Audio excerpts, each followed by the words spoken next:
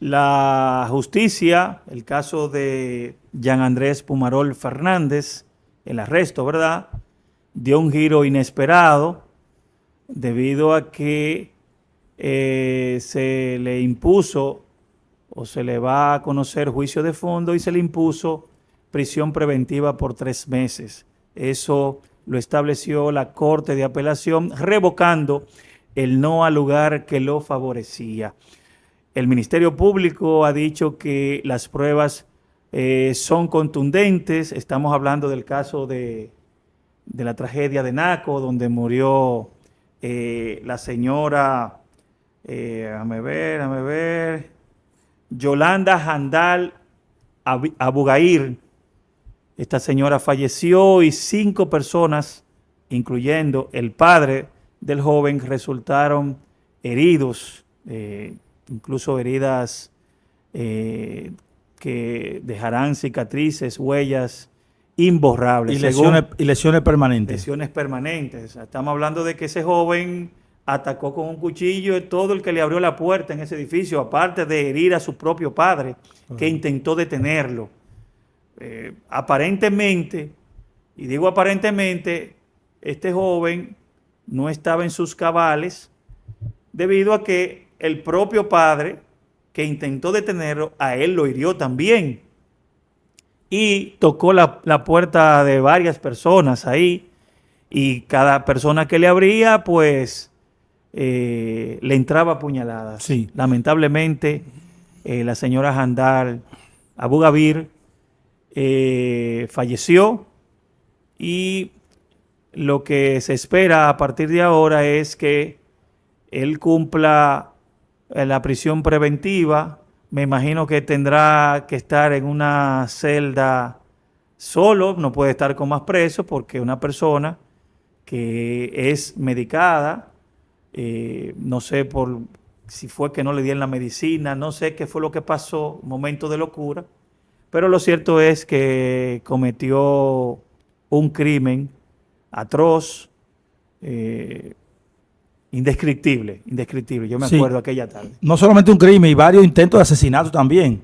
Fíjate, esta apelación, porque el Ministerio Público, desde que salió la sentencia, dictando el auto de no lugar, el Ministerio Público apeló y decía que había elementos de prueba suficientes para llevar a Pumarol a juicio. ¿Por qué? Porque cuando una persona es inimputable, cuando una persona tiene... Eso fue lo que falló. Exacto, el código establece las condiciones y las causas por las cuales una persona es inimputable de un hecho delictivo, ¿verdad?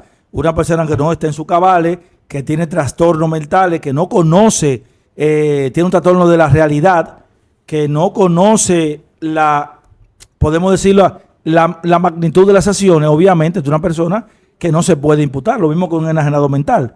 Ahora bien, imagino que los jueces, los jueces de la instrucción, al momento de dictar un acto de no lugar, debieron tomar en consideración quizás los exámenes médicos, porque es posible que en el momento que él cometiera el hecho estuviera bajo esa condición.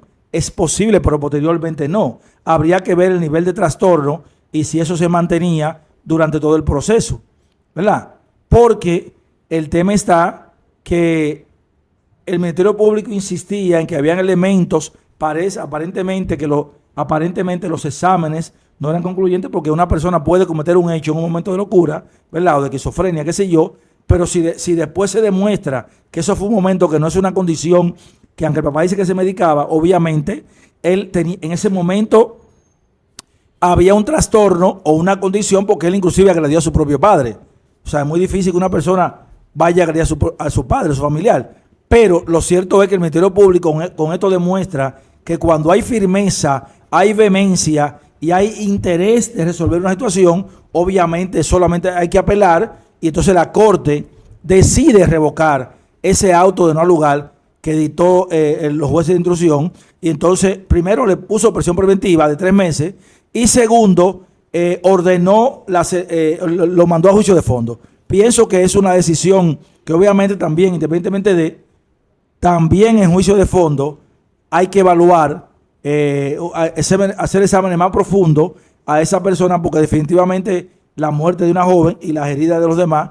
Eso es un hecho lamentable, pero si es un inimputable que está establecido en el Código Procesal Penal, en el Código Penal y también ahora en la Ley 7425, en el artículo 15, hay una serie de elementos que tipifican que una persona es inimputable, y es en el caso de que tiene trastorno, que no conoce la realidad, y obviamente ya el padre había sido medicado. Y un hecho que demuestra posiblemente el tema del trastorno es que él agredió a su propio padre, cuando el padre trata de defenderlo. Ahora bien, también hay que, yo sé que es difícil, pero también hay que tratar, no es que lo vamos a tener amarrado, ¿verdad? Pero obviamente una persona en esa condición, aunque tenga una casa, tiene que tener otros niveles de cuidado y vigilancia. Esquizofrenia. Sí, pero otros niveles de cuidado y vigilancia, porque se supone que en una habitación no va a haber cuchillo.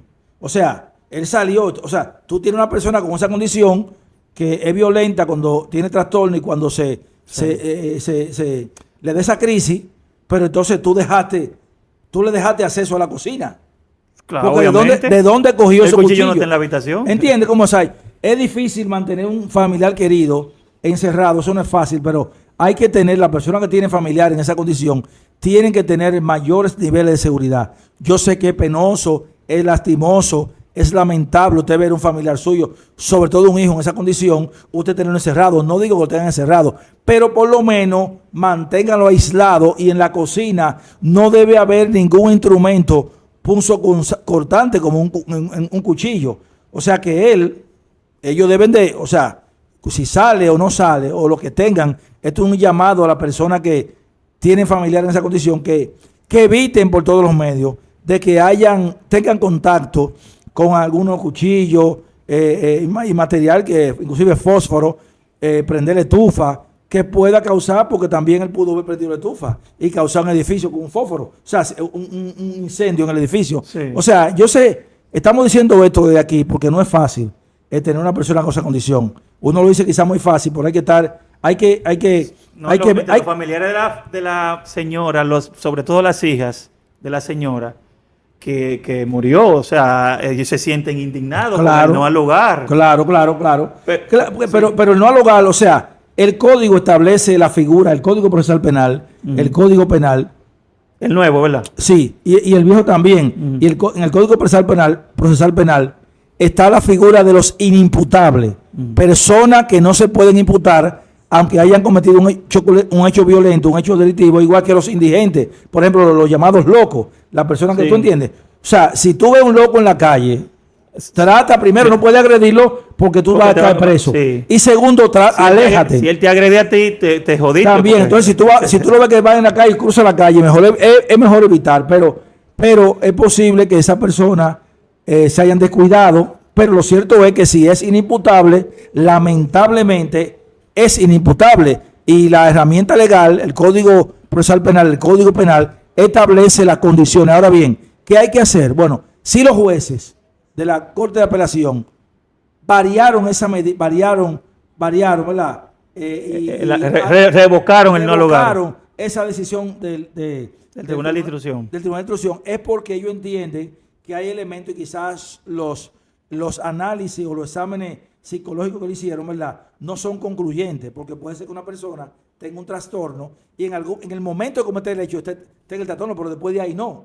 Entonces hay que ver, ¿tú ves? Sí, claro. Hay que ver, porque es un tema igual que muchas personas que a veces no tienen valor para cometer un acto delictivo y se dan un humo. Yo estaba borracho, sí, pero antes de tú cometer el hecho, tú estabas borracho. O sea, tú lo planificaste, te emborrachaste para buscarte que eso sea una excusa. De manera que, pero el mensaje aquí, Vladimir, y amigos televidentes que nos ven aquí y que nos seguirán a través de las redes sociales y de YouTube, es el mensaje primero el mensaje del Ministerio Público, que como el Ministerio Público de República Dominicana, cuando quiere, ¿verdad? Cuando quiere, entonces actúa con firmeza, ¿verdad? Y con presteza, como en este caso, pero nosotros nos gustaría que no solamente sea en este caso, sino que en todos los casos, porque ahora, con el tema de Jacín, hay un rum de que él tiene tuberculosis, que él tiene cáncer, ahora es el tipo muerto en vida, pero cuando él estaba en yate, comprando pater feliz, roles, enroletado, no, ¿tú entiendes? Entonces, Ya la directora del Pesca, Mirna, dijo que no va a haber acuerdo, pero está abierta la posibilidad. O sea, y vemos los otros días que una persona se robó unos plátanos y lo metieron preso 10 años. O sea, no hay proporcionalidad. Entonces, el Ministerio Público, muchas veces la ley 311, el del Ministerio Público 133.11, establece el principio de objetividad en el artículo 5. Entonces, el Ministerio Público, es verdad que lleva la parte acusadora, pero cuando entiende, en todos los casos, no solamente en este caso, y en el de, porque hay mucha gente, nosotros hicimos un reportaje a una persona con casi 80 y pico de años que está presa, 80 y pico de años y está enfermo, y entonces, ¿por qué no podemos ser indulgentes con él? Ahora, Jacín, ahora los medios de comunicación, está enfermo, sí, pero para robarse todos esos cuartos no estaba enfermo. Entonces, esperemos que el Ministerio Público con este mensaje actúe con la misma presteza, ¿verdad? Y la misma firmeza en todos los casos, y no que sea para casos favoritos, porque aparentemente, según lo que hemos visto, el Ministerio Público tiene imputados favoritos. Pero mira, a mí me gustaría saber cuál sería el argumento de la Corte de Apelación para revocar en la próxima entrega vamos a tener la sentencia y vamos a retomar ese tema para leer, porque no tenemos la sentencia, para leer la sentencia, y entonces ahí emitiríamos un juicio de valor ya más conforme al derecho y en función de lo que pensó. Ahora estaríamos lucubrando, pero aparentemente, si ellos la revocaron, es porque entienden que los análisis y los estudios que se hizo al Pumarol no son concluyentes o dejan abierta la posibilidad. O sea, no estamos negando desde aquí que él sea esquizofrénico y sea medicado. El hecho de que él agrediera a su propio padre, que intentó detenerlo, porque eso es lo que se ha dicho. Exacto. No es un indicio de que esa persona no estaba en sus cabales. Sí, pero hay un tema, Vladimir. Puede ser que en el momento de la comisión del hecho esté pasando por la crisis. Ahora, después, entonces, es posible que ya esté mejor. Y él pueda comprenderse en el momento, porque él está medicado, esté pasando por una crisis cuando cometió el hecho, porque fíjate que te agredió a su padre. Ahora bien, después de ahí, ¿me entiendes cómo es? No, porque después de ahí que él salió, que agredió a su padre, tocó puerta y todo el que le abrió lo hirió. No, me refiero después que cometió todos esos hechos. No, que yo entiendo que el tribunal evaluado puede ser que su condición, esos ataques sean esporádicos. O sea, ahora está mal y mañana está bien, ¿entiendes? Hay que ver, estamos lucubrando. Ya eso tendría que determinarlo, hacer evaluaciones más profundas, pero aparentemente, según lo que expresa el Ministerio Público, los jueces valoraron esos elementos probatorios que presentó el Ministerio Público, y entre ellos debe haber quizá algún tipo de análisis más profundo que demuestran que su condición no es permanente. No estamos diciendo que no la tenga, Sí. Que su condición no es permanente, y por eso variaron y entienden que él es imputable. Pero te voy a decir una cosa, porque para llegar ahí, yo sé que ya damos la pausa, vamos a la pausa, que si fue cierto que él no le dieron los medicamentos que tenían que darle, y por eso se generó esa crisis. No sabemos. No sabemos. Estamos lucubrando. Vamos a esperar la sentencia, a ver que el juez va ¿cómo la motiva? A decir, va a expresar la valoración de los elementos de prueba que presentó el Ministerio Público para ver qué pasa. Pero ahora estaríamos nosotros en el ámbito de la especulación.